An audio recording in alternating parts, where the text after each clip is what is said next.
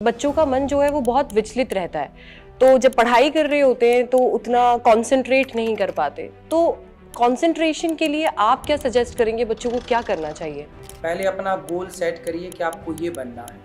फिर वो बनने के लिए ना वो बनने का सपना देखिए, उस सपने को पूरा करने के लिए फिर पढ़िए। Hi guys, welcome to my channel. और आज हम करने वाले हैं एक धमाकेदार पॉडकास्ट, और ये पॉडकास्ट होने जा रहा है हमारे प्यारे पूकी बाबा के साथ। ये मेरा पहला एक्सपीरियंस होगा जहां पर मैं किसी ऐसे इंसान को इंटरव्यू कर रही होंगी जिनके बारे में आप सब जानते हैं और जो जाने जाते हैं अपने क्विक आंसर्स के लिए। उनसे कोई भी सवाल पूछ लो वो तुरंत आंसर दे देते हैं, और इस तरीके से आंसर देते हैं जैसे कि उन्हें पहले से ही वो सवाल पता हो। Let me tell you, that's not going to happen in this podcast. So let's welcome Aniruddha Acharya ji Maharaj. सबसे पहले तो मेरा प्रणाम आपको और राधे राधे। गुरुजी, अभी एग्जाम सीजन चल रहा है तो बहुत सारे सवाल मेरे मन में भी है और सैकड़ों बच्चों के मन में होंगे जो आपको देखते हैं, जिसमें सबसे पहला सवाल ये है कि बच्चों का मन जो है वो बहुत विचलित रहता है। तो जब पढ़ाई कर रहे होते हैं तो उतना कंसंट्रेट नहीं कर पाते। तो कंसंट्रेशन के लिए आप क्या सजेस्ट करेंगे, बच्चों को क्या करना चाहिए? सबसे पहले तो चाहिए कि बच्चों को जो पढ़ाई करते हैं ना वो एक जिम्मेदारी सी करें। क्या होता है ना कि एक कॉलम आप खड़ा करिए, उस कॉलम को आप ऊपर ऊंचाई तक लेते जाइए, पर उसमें बीम मत डालिए। यदि बीम नहीं डालेंगे तो वो कॉलम क्या होगा, हिलाने से हिल जाएगा, यदि 30 कमजोर हो फीट का है जाएगा। तो। और उसमें आपने बीम डाल दी और फिर छत डाल दी तो क्या होगा, वो कॉलम मजबूत हो जाएगा। मजबूत हो जाएगा। तो आजकल बच्चे क्या है कि आगे की तरफ बढ़ते तो हैं पर कोई जिम्मेदारी नहीं लेते। हम्म। आप पढ़ क्यों रहे हैं, पहले तो ये कन्फर्म करिए। हम्म। पढ़ाई करके आप प्राप्त क्या करना चाहते हैं, हासिल क्या करना चाहते हैं, बनना क्या चाहते हैं। पहले अपना गोल सेट करिए कि आपको ये बनना है। फिर वो बनने के लिए ना वो बनने का सपना देखिए, उस सपने को पूरा करने के लिए फिर पढ़िए। और फिर जब पढ़ेंगे, जब आपके सामने गोल होगा, लक्ष्य होगा, तो निश्चिंत रहिएगा, आपका मन भटकेगा ही नहीं, क्योंकि आप निश्चित हैं। भटकाव वहाँ है जहाँ लक्ष्य तय नहीं है। तो सबसे पहले तो हमें तय करना है कि हमें पहुँचना कहाँ है। दूसरा, हम जब पढ़ाई करने बैठें तो रटे ना, उस विषय को समझें कि ये विषय कह क्या रहा है। कल को उससे जुड़ा हुआ कोई सवाल आ जाए तो हमें वो line to line, point to point याद भले ना हो, पर हमारे पास उस विषय का इतना नॉलेज होना चाहिए कि हम उसमें एक लेख लिख सकें, 2-4 पन्ने पैक कर सकें उस प्रश्न के आंसर में। तो ये कब आएगा, जब आप रट कर नहीं, समझ कर पढ़ेंगे। तीसरा, कि आपके खान पान में कंट्रोल होना चाहिए। जैसा खाओगे अन्न वैसा रहेगा मन। यदि मन चंचल है तो इसका सबसे बड़ा रीजन है कि आपका खान पान दूषित है। अंकुरित अनाज खाइए। पहले देखिए, हम भोजन किसके लिए करते हैं। हमारा शरीर एक मशीन है। जैसे डीजल से गाड़ियां चलती हैं, पेट्रोल से गाड़ियां चलती हैं। यदि डीजल पेट्रोल की जगह यदि आप केरोसिन डालते हैं, मिट्टी का तेल डालते हैं, तो आपका इंजन क्या होता है, गाड़ी का बैठ जाता है, चोक हो जाता है। उसी तरह आपका शरीर है एक इंजन। आप जितना हेल्दी खाएंगे उतना तेज मस्तिष्क काम करेगा जी। अंकुरित अनाज खाइएगा, स्प्राउट्स इत्यादि, बादाम खाइएगा जी, इत्यादि पदार्थ, सैलेड ज्यादा खाइएगा। अब लोग खाते क्या है, चाउमीन, बर्गर, पिज्जा, जिससे क्या होता है कि आपकी बुद्धि में, आपके मस्तिष्क में जितनी तेजी से ब्लड पहुंचना चाहिए, जितनी चीजें पहुंचनी चाहिए जो उसको मस्तिष्क को आवश्यक है, आपके भोजन में वो चीज है ही नहीं जी। इतना प्रोटीन, इतना विटामिन, इतनी चीजें है ही नहीं, तो वहां से हो गया कम, इसलिए चिड़चिड़ापन बढ़ता है जी। इसलिए बच्चों को चाहिए कि वो मन लगा के पढ़ें और मन लगा के खाएं जी। खाने के टाइम पे केवल खाओ। क्या खा रहे हो, ये खाने के टाइम ये जरूर चेक करो कि जो आप खा रहे हैं वो आपके लिए कितना हेल्दी है, कितना अनहेल्दी आप खा रहे हैं जी। दोनों विचार करेंगे, सबका समावेश होता है तो फिर मन स्थिर होता है। थोड़ा सत्संग करिए, थोड़ा ईश्वर का ध्यान करिए, ये सब चीजें आपके मन को केंद्रित करने का जी साधन है। तो आप क्या कहेंगे, इन डिस्ट्रैक्शंस को बच्चे अभी कैसे संभाल सकते हैं? कैसे इन डिस्ट्रैक्शन से दूर जाकर, और जैसे आपने कहा, अपने गोल की तरफ बढ़ सकते हैं? ये डिस्ट्रैक्शंस तो मेरे ख्याल से हर एक इंसान के जीवन में आते होंगे। देखिए, आजकल सबसे बड़ी बीमारी बनती चली जा रही है डिप्रेशन की। आजकल बच्चे भी तनाव में हैं, चिड़चिड़ापन है। ये डिप्रेशन जो है ना, ये डिप्रेशन दूर करने के लिए ही आपको ये करना है कि थोड़ा सा सत्संग करिए, है ना। जब आप सत्संग करेंगे तो आप कभी डिप्रेस नहीं होंगे जी। यदि आप सत्संग नहीं करते, क्या है कि आप अचार ही अचार खाइए तो कितना खाइएगा जी। थोड़ा आप जब भोजन करने बैठते हैं तो थाली में ना थोड़ा मीठा भी होता है, थोड़ा चटनी भी होती है, थोड़ा एक मिर्ची भी होती है जी। तो सबका समावेश होता है ना, एक ही एक नहीं हो सकता जी। दिन ही दिन रहे या रात ही रात रहे, दिन रात सुबह शाम परिवर्तनशील है प्रकृति। उसी तरह अपने को भी थोड़ा परिवर्तनशील बनाओ, पढ़ो, थोड़ा सा सत्संग कर लो, थोड़ा गीता भी पढ़ लो, थोड़ा रामायण भी पढ़ लो, थोड़ा कथाएं भी सुन लो, थोड़ी पुरानी बातें भी कर लो, थोड़ी नई बातें भी कर लो, थोड़ा हंस भी लो। अब एक ही एक कि केवल पढ़ो और पढ़ो, इतना पढ़ाई का लोड है ना कि वो बच्चे। अभी मैं एक लड़की के बारे में सुना, उसने सुसाइड कर ली, आत्महत्या कर ली। उसने अपना एक नोट तैयार किया, मरने के पहले सुसाइड नोट लिखा। उसने लिखा कि मैं कुछ और चाहती थी पढ़ना, मैं कुछ और चाहती थी बनना, लेकिन मेरे माँ बाप ने, मेरी माँ ने जबरदस्ती, नहीं तुझे तो यही विषय पढ़ना है, यही बनना है, यही बनना है। इतना दबाव परिवार का और कोचिंगों का, इतना दबाव जी। तो इतना परिवार का, कोचिंगों का, पढ़ाई का झेल नहीं पाई। बोली मैंने बहुत सहा, आखिरी में उसने आत्महत्या का ही निर्णय लिया और वो मर भी गई। तो मैं आपसे एक सवाल कर लूं कि क्या व्यक्ति, क्या बच्चे मरने के लिए पढ़ रहे हैं? जी बिल्कुल नहीं।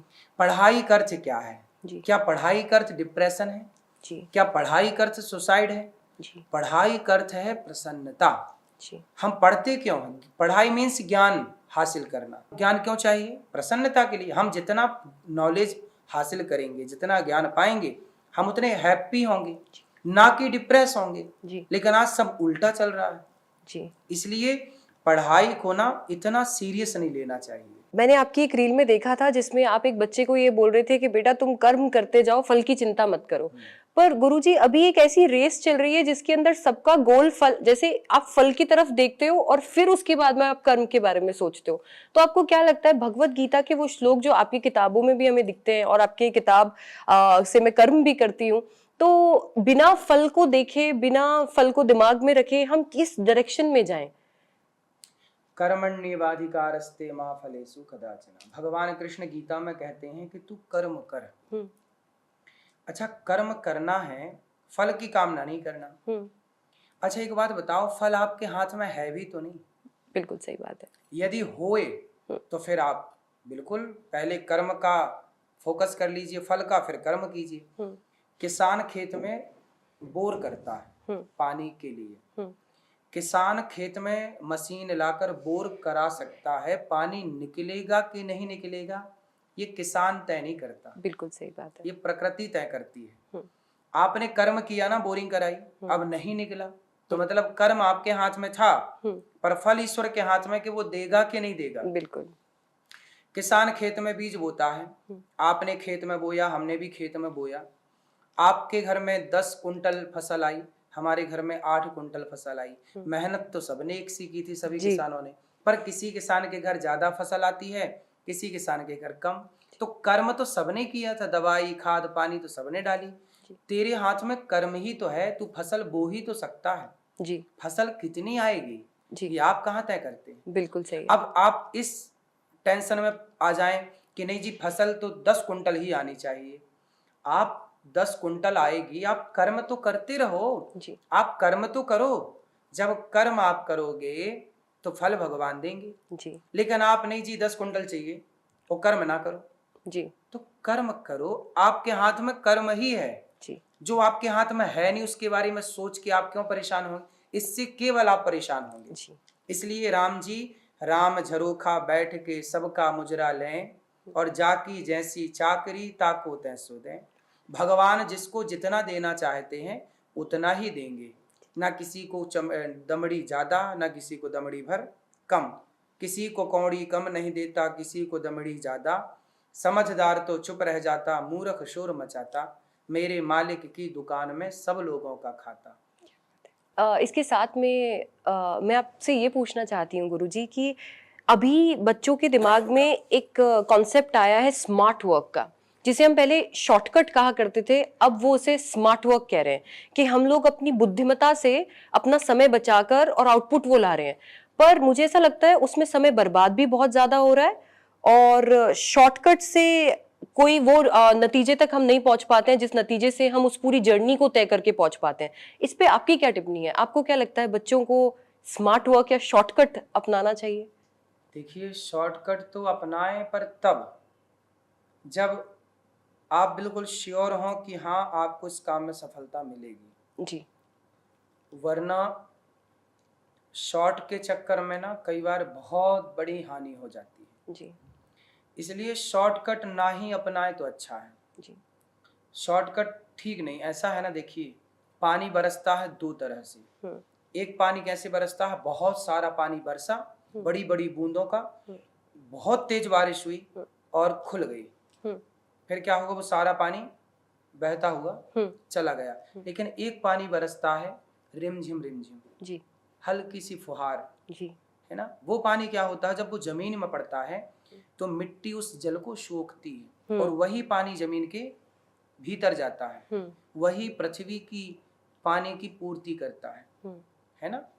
वही पानी, जो पानी बहुत नीचे चला गया है धरा पर, वो पानी ऊपर आता है, वाटर लेवल ऊपर। तो कब होता है, तेज पानी बरस के बह जाए उससे कभी पानी ऊपर नहीं आ सकता जी। पृथ्वी को कैसा पानी चाहिए, रिम झिम रिम, थोड़ा थोड़ा पानी बरसता रहे। पहले ना महीनों तक झड़ी लगती थी, है ना, तो वो पानी क्या है, पूरा पृथ्वी सोखती थी। उसी तरह आप एकदम से पैसा कमाते हैं ना, जैसी तेजी से पैसा आया बह जाता है जी। पर थोड़ा थोड़ा जो पैसा आता है वो पैसा लंबे समय तक आपके पास रहता है। वही पैसा सुकून देता है, वही पैसा शांति देता है। जो पैसा धीरे धीरे आता है जी, स्टेप बाय स्टेप, ईमानदारी का थोड़ा थोड़ा आ रहा है। आप एक दिन में धन्ना सेठ बनना चाहते हैं तो इसी चक्कर में लोग बर्बाद हो जाते हैं। आपने बहुत सारे सोशल मीडिया में देखो, किसी का रातों रात नाम हुआ, 4-6 दिन तक नाम था, 10वें दिन बाद पता ही नहीं कि वो व्यक्ति कहाँ चला गया। बहुत पैसा कमाया, पर पैसा कमाया और उड़ा दिया व्यर्थ में, अब वो फिर भीख मांगने पे मजबूर है जस के तस। बिल्कुल। इसलिए जो व्यक्ति धीरे धीरे चलता है, खरगोश और कछुआ, खरगोश बहुत तेज दौड़ता है पर पहुंचता नहीं है लक्ष्य में, पहुंचता कौन है, कछुआ। जबकि धीरे धीरे चलता, धीरे धीरे रे मना, धीरे से सब होए, और माली सींचे 100 घड़ा, ऋतु आए फल होए। तो थोड़ा थोड़ा चलिए, धीरे धीरे पढ़िए। जैसे पढ़ाई भी पढ़ना है, थोड़ा थोड़ा पढ़िए, थोड़ा थोड़ा याद करिए। पहाड़ को लांघना है, एक बार में आप पहाड़ नहीं लांघ सकते, लांघेंगे तो आप परेशान हो जाएंगे, मर जाएंगे, थक जाएंगे जी। थोड़ा थोड़ा चलेंगे ना तो बिना थके बिना हारे आप लक्ष्य को प्राप्त करते हैं। इसलिए थोड़ा थोड़ा कमाइए। ज्यादा कमाने के चक्कर में आप सब कुछ, शरीर भी बिगड़ेगा, आपका समय भी बिगड़ेगा, आपका धन बर्बाद हो ही जाएगा जी।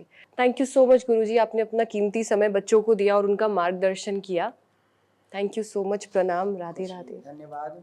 सो गाइज, अभी मैं पॉडकास्ट करके उठी हूँ और महाराज जी जो है वो अपनी कथा के लिए जा चुके हैं और मैं अभी ये डिस्कस करी थी टीम के साथ और मैं सोच रही थी कि ये पॉडकास्ट में मैंने जो क्वेश्चंस बनाए वो इम्प्रॉम्प्टू थे, वो क्वेश्चंस जो आप मुझसे पूछते रहते हो और मैंने उनसे पूछे, एंड इट्स सरप्राइजिंगली उन्होंने उन सारे क्वेश्चंस का आंसर, आप चाहे संस्कृत में श्लोक्स की मदद से देख लो, स्टोरीज की मदद से देख लो, और जितनी क्लैरिटी के साथ में, जितने पेशेंस के साथ में उन्होंने दिया है, मुझे ऐसा लगता है कि बहुत कम लोग कर पाते हैं कि आप तुरंत एक क्वेश्चन पूछ रहे हो और उनके पास उसका जवाब है। So I am very thankful to him and I am very thankful to you if you are watching the video इस पॉइंट तक। एंड अगर आप देख रहे हो तो प्लीज महाराज को भी फॉलो करो और इस चैनल को भी फॉलो करो, and I will see you in the next one.